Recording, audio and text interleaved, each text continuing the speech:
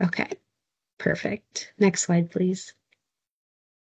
So again, welcome to today's session of the Tennessee Harm Reduction Project ECHO. Today's topic is Staying in the Work, Resilience for Harm Reductionists. I have a couple more housekeeping slides before we dive in.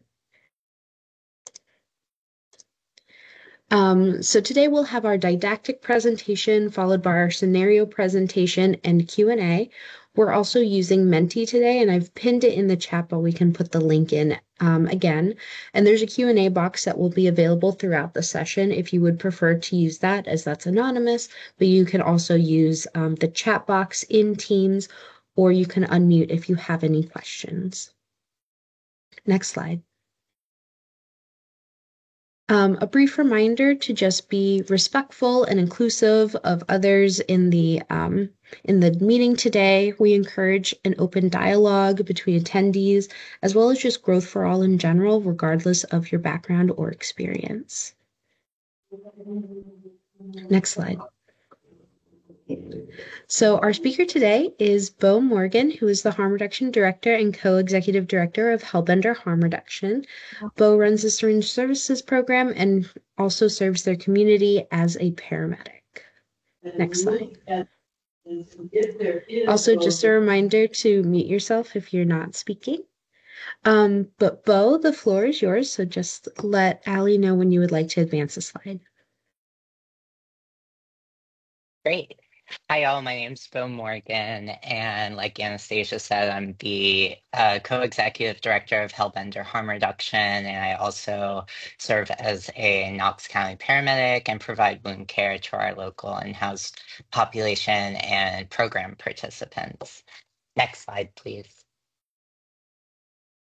And so today I really want to just ground us in the work that we're doing as harm reductionists and sort of move beyond the typical resiliency model and really dig into like what a sustainable model of care as workers looks like.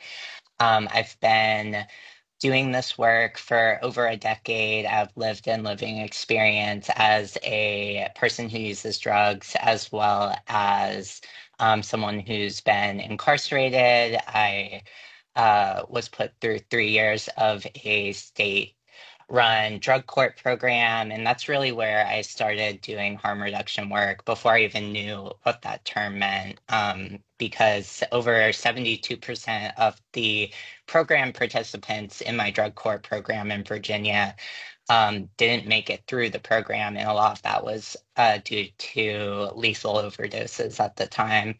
That's right when fentanyl was hitting our drug supply. So keeping other program participants felt like a priority to me, and I really got into harm reduction during that experience. And I think we can all just try and think about it, drop in the chat, like what brought you to harm reduction specifically, and this model of community care, and what this sort of work requires of us, our labor, understanding of, grief and the abundance of emotions this work holds, and then as well as providing that, collective care and love in this space that this sort of work requires, where we're meeting people where they're at. Next slide, please. And so some of our objectives today are going to be considering the systemic contributors to burnout and trauma, what it looks like when maybe we work in a program that isn't quite able to offer, paid time off, or isn't able to allow for more traditional ways of, giving us time to care and reflect for ourselves, and exploring, tools for that collective care and personal resilience in this space. And then I also want to definitely talk about, um, having permission to like walk away and take breaks from this work. Like we're not required to stay in this work. It's absolutely okay to take breaks. Like a lot of us experience secondary or primary trauma while doing this work, and it's okay to say, I have to step away for a minute. And yeah, just reimagining what sustainability looks like beyond this more corporate and material model of self-care where we get told to take bubble baths constantly. I know I personally don't feel any better after just sitting in a bathtub for an hour. But some people do, which is awesome. Next slide, please. Um, I'm low-key a hippie, so there's going to be a lot of like nature references. But yeah, like what does actual resilience look like as harm reduction workers? Um, and the pressure we feel to bounce back after maybe a participant's revealed part of their history to us that maybe triggers something within ourselves or our own experiences, what we can do to build endurance and really reground ourselves and continue to build roots within this community. And I think the bell hooks quote that no one heals in isolation is really important. I'm currently reading The Pastoral Clinic, and they talk a lot about how people who use drugs are often, especially in academia, projected to be like in isolation. They're very isolated. They're using drugs. Um, Anecdotally, I've found that's not true. A lot of people who are using drugs have extremely strong community ties. Um, and we, as harm reduction workers and peer support specialists and community members, have those same ties of collective care. And we can bring that into this work. Next slide, please.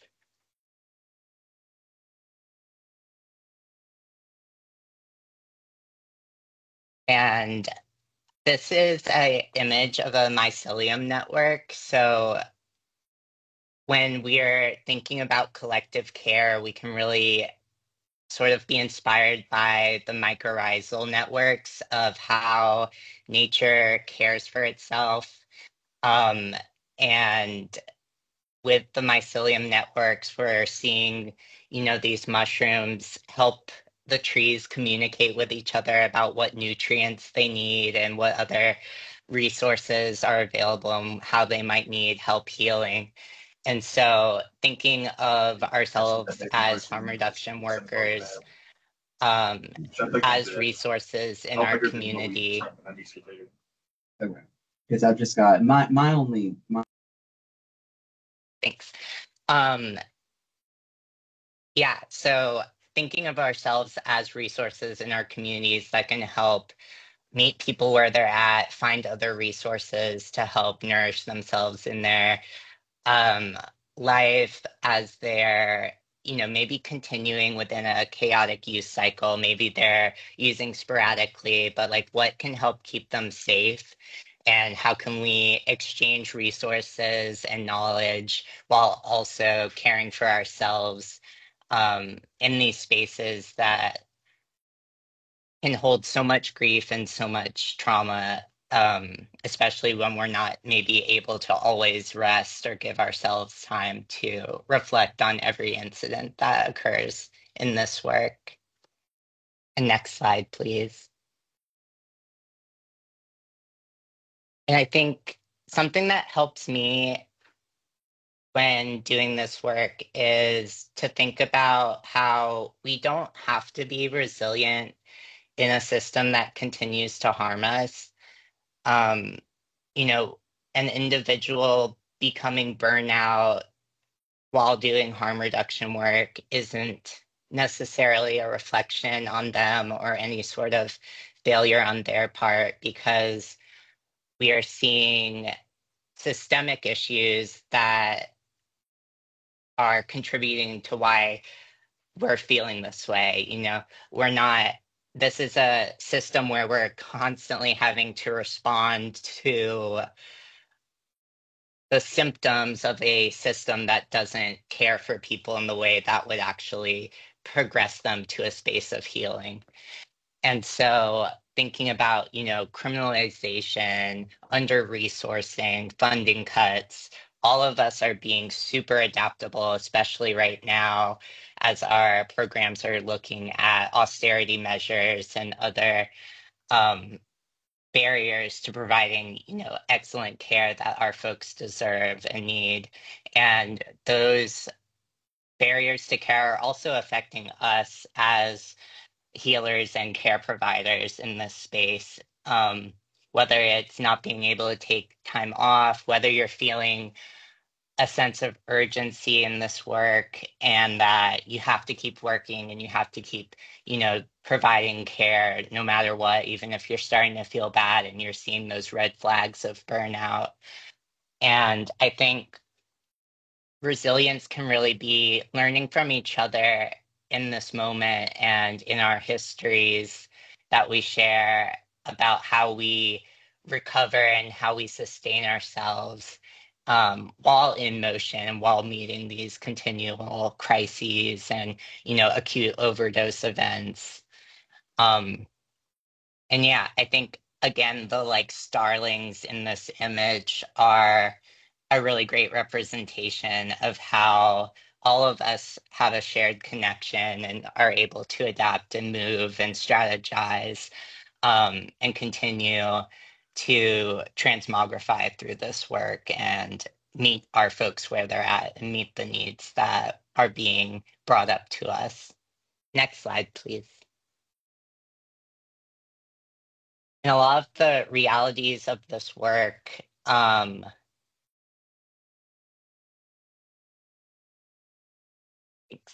a lot of the realities of this work are pretty dark. They contain, chronic exposure to death and overdose. We build relationships with our participants, and sometimes they no longer are coming into our programs, and it's because they've had a lethal outcome or they've been cycled through another round of, psychiatric incarceration or, um, jail or other disabling events.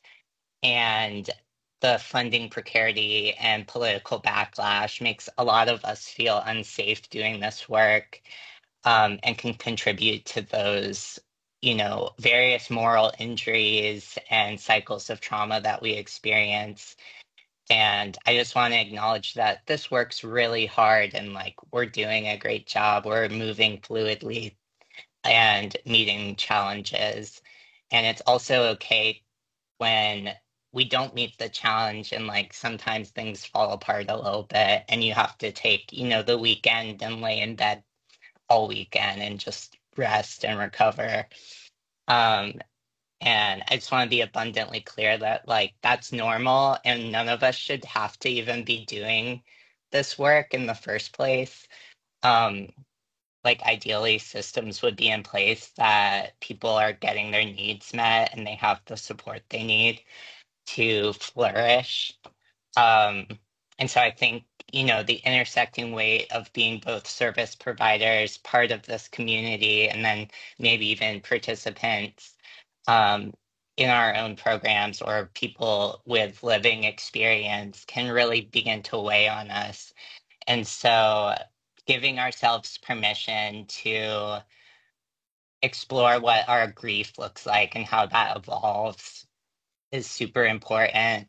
And this really goes beyond just, putting on a face mask or doing, basic material based self care and giving yourself a place of healing, whether that's, having some no phone time and just relaxing or spending time with friends and family, going out in nature, um, diving into like a conversation with participants that isn't focused on the systemic failures and like why we're in a certain situation.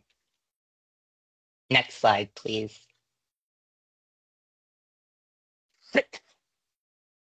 And this really goes back to, systemic versus individual burnout. We might be feeling exhausted. We might not feel like we're being efficient enough in our work. Um, a big red flag for me is if I start feeling like cynical or if I'm like, well, just leave the guy that is causing you all this trouble? Like, why wouldn't you just leave them? But really grounding ourselves in the systemic versus individual blame is pretty important and helps me a lot with being resilient in this sphere of work. And I think that really common framing is, oh, we're just not coping well. We're not handling, this workload. Um, and the harm reduction framing really says the system is asking too much. Um, we are doing work that is life or death for some of our participants, and these resources that we're able to distribute do help keep some folks from, obtaining infectious diseases or having to rely on alternative economies that put them in situations that aren't safe for their body or their mind. Um, and that's a lot to hold as a service provider because you do give yourself a lot of responsibility. Um, and so, thinking about all of these things continuously can really weigh on you. And that's not a reflection of yourself failing. It's a reflection of a system that doesn't meet the needs of its people. Next slide, please.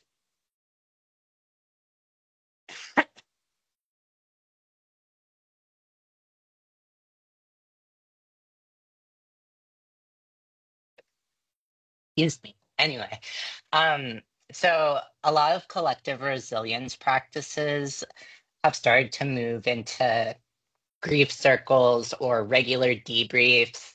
When I'm in EMS and I'm in that moment and our captain or something calls for like an emergency debrief, I always feel like, ugh, like I don't need that. Like, get out of here.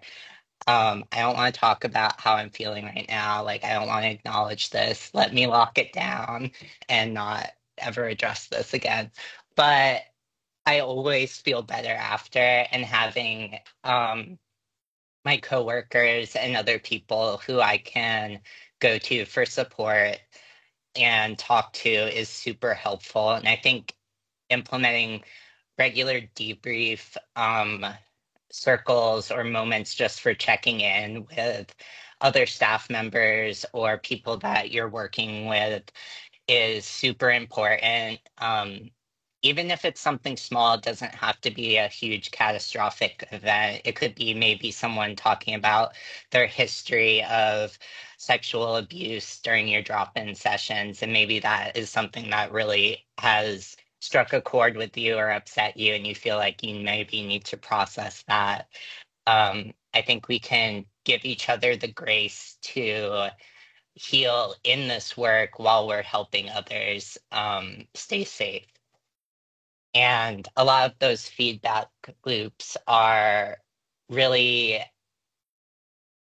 I guess, able to bring up things that bring us closer together and stronger in this work.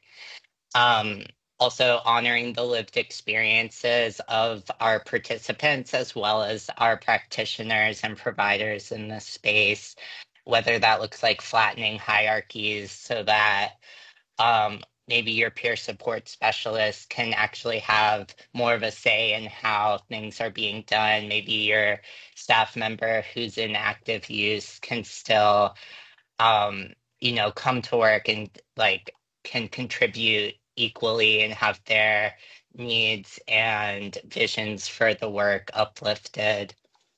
I think also community rituals can be really special. We've started a mural with the names of participants, friends, and family members who have passed due to systemic failures that lead to overdose and death.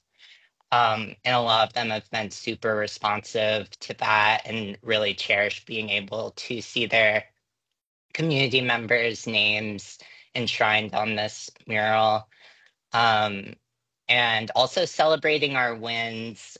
We were talking about this as a organization yesterday, how it feels like it can feel really unstable in this work at times because there's just this constant cycle of barriers and new funding cuts, and how that's not a reflection that we're not doing good work.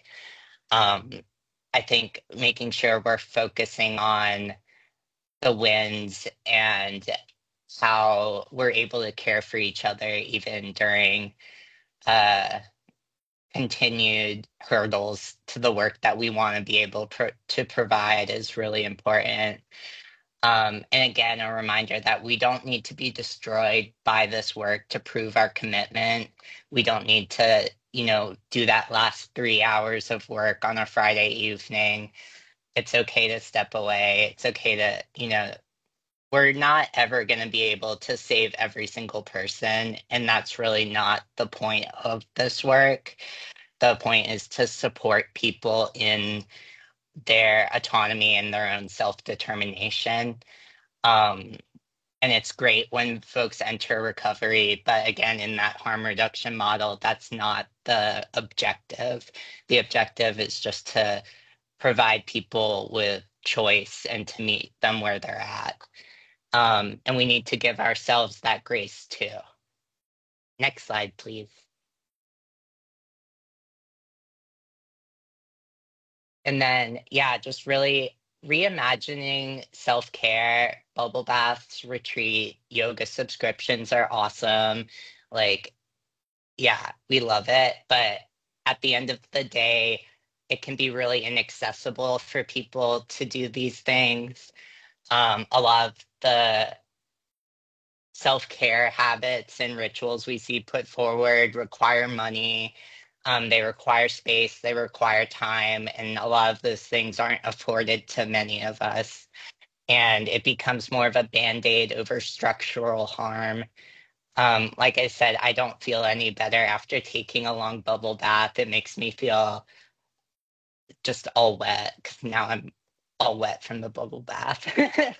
And um, yeah, it doesn't feel like it's helping. And so I think when we're considering what self-care could look like while doing work that's tied to so much trauma and systemic failure, we should try and think of self-care as not a luxury item. And it's a way to survive, right? It's a way to continue being able to do this work as our best selves. um, Considering how, as organizations and as groups, we're building space for grief, for debrief, for those feedback loops. Um, Being able to text, your work chat and say, I really need to just dip out for the rest of the day. I'm feeling really heavy and like I need space. So, how we're building space in for that grief. Um, Grief can look like a lot of different things. And I think making sure that people are able to rest without shame and without feeling guilty really helps us continue to do this work in a sustainable way. And then, yeah, I think not placing our primary value on our productivity is super important. Um, not having to be like, oh, I didn't meet this fictitious quota I set in my head for how many people I want to see reverse overdoses this month or whatever, and being able to say, hey, we had 3 overdose reversals, like that's so sick. Like that's great. And really celebrating those wins and um also thinking about like what boundaries you can try and set in this work, whether that's acknowledging and finding in yourself that maybe certain times you just don't feel like you have the compassion or empathy to be able to be the front facing person that day. And that's totally okay. It's totally fine to be grumpy and have bad days. That doesn't mean you're not cut out for this work. It doesn't mean that you're not doing enough and you're not doing things right. It's so normal. It's human to like have bad days and not feel the best and not bring your best self to others. Super normal and cool. It would be weird if we weren't grumpy sometimes. Next slide, please. And yeah, I think thinking of harm reduction as like a restorative space for ourselves and also for our participants as a safe space or a safer space where people can be themselves, they can set boundaries without being judged, um, and just have their needs met. Again, it goes back to like meeting people where they're at. If I'm having a super crummy day, or just wake up on the wrong side of the bed, I can give myself the grace to meet our participants where they're at while also saying, like, I don't want to, you know, hear about a bunch of like really traumatic events today. I just need to step away from this certain role for a little bit and being able to talk to my coworkers and see what that looks like and if folks have capacity to fill in or to talk things through is really generative. And yeah, we are included in the people that we're meeting. Next slide, please. So yeah, I wanted to just give a shout out to this book, Saving Our Own Lives, A Liberatory Practice of Harm Reduction. This is really rooted in just really what I'm talking about, like liberatory harm reduction, restorative spaces, non-material, non-capitalist forms of care, and really respecting autonomy of ourselves as service providers and the self-determination of our program participants. And it makes harm reduction a space where we can heal, we can help our communities heal, um, in any capacity and like what that can look like. I don't have any ties to this book. I just really love it. And I think it's awesome, especially as service providers. Highly recommend. And next slide, please. And yeah, this is two hellbenders kissing. Super cute. Love that. We're not alone in this work. You're not the only person feeling burnt out. And that's not to say your burnout doesn't matter, like get it together. It's to say these feelings are really normal. It's been normalized in a system that doesn't give us space to heal and to reflect. And so reflection in this work is super important. And I think if folks want to share, just think about one practice you're interested in exploring or deepening. I know for myself, I really want to talk more and like do more debrief sessions about participants and how we're able to meet their needs, especially while providing wound care. Um, it always feels really hard to me to see really gnarly wounds that like our hospital systems are neglecting and like stigmatizing our participants so much that they're risking death because they don't want to go to the hospital. It's just always like uh so terrible. Um and I think being able to reflect on that and reflect on how we're able to fill a void while also acknowledging that like we're not going to be able to save everyone. We're not going to be able to provide 100% excellent care all the time because of systemic failures that don't allow for these processes to form in a way that I guess lends to excellence. Like we're just straight up not allowed to do our best. Next slide, please. And thank you so much. Again, I'm Bo Morgan. I'm the co-executive director of Hellbender Harm Reduction. You can reach me at bo@hellbenderharmreduction.org.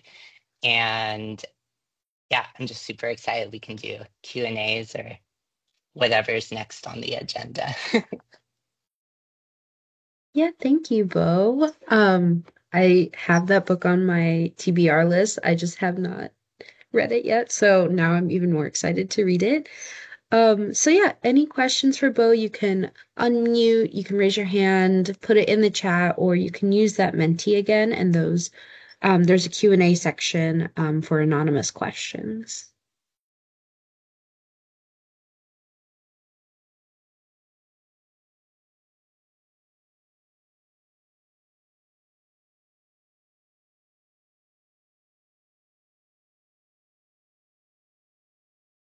Allie, I think you'll have to go to the very next slide for them to be able to enter in questions. There we go. I don't have a question for Bo, but I just want to say thank you so much. That was amazing. I took so many fun notes. Like I can't wait to follow up on the things I wrote down about. Just some of the wording that you used really spoke loud and clear to me. So thank you. You have no idea how much. Thank you. That was awesome. I'm so glad. Thank you so much.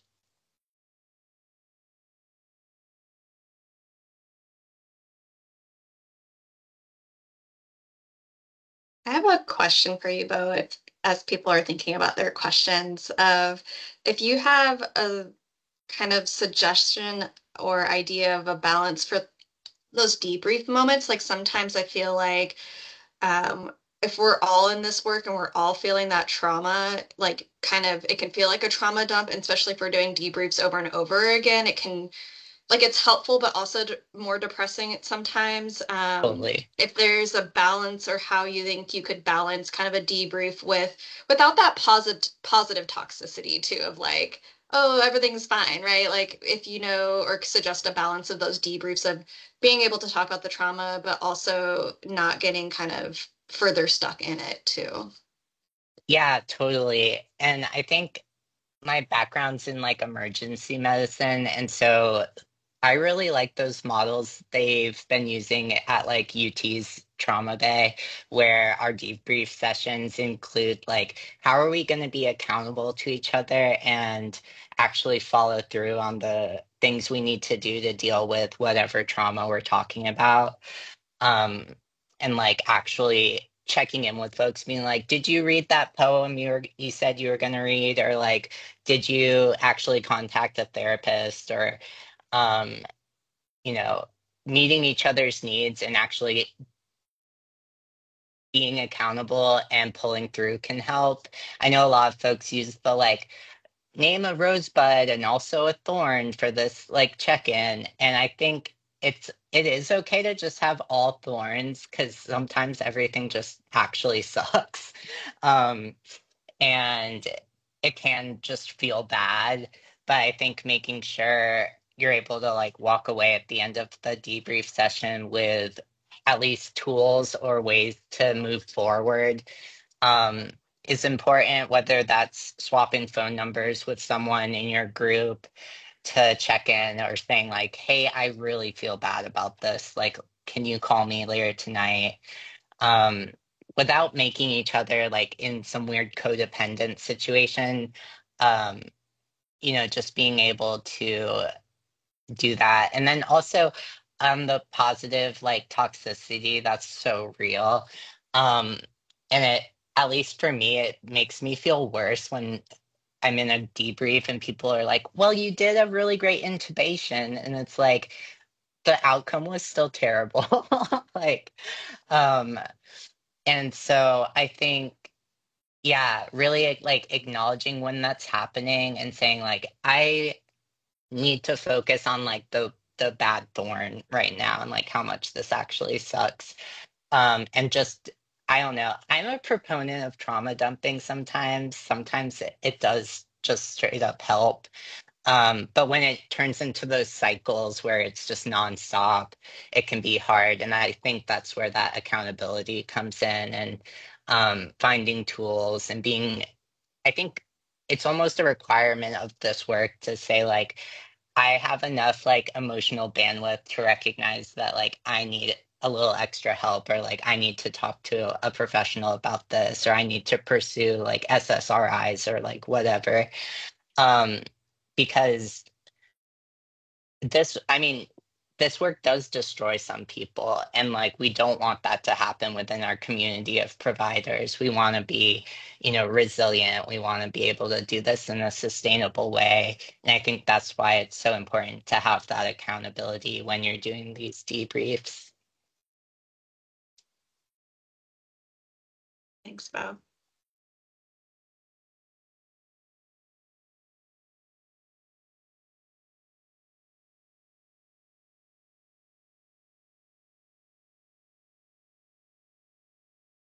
Kristen, you can go ahead. Thank you, Bo, for such a thoughtful and meaningful presentation. You referenced systemic failures, and we encounter them all the time. And can you share how you may set some boundaries for yourself in trying to solve those problems? When you're working with an individual and they're encountering them, you want to be able to solve them all. And how do you know how far to go? Yeah, absolutely. I actually have a really good example of this that I was struggling with the other day. I had a post-op patient who had been treated for really horrific xylazine wounds with debridement and everything, um, and had eventually left the hospital against, medical advice. And they were in so much pain. They were self-medicating with fentanyl, and they were asking like me to help with their wounds, and I helped as much as I can. But there was a point where I had to be like, "There's nothing else I can do. This sucks so much. I'm so sorry." And one of my things I say on the ambulance a lot is just like, "This sucks. I'm so sorry. Like, this just sucks." Because sometimes there really just isn't.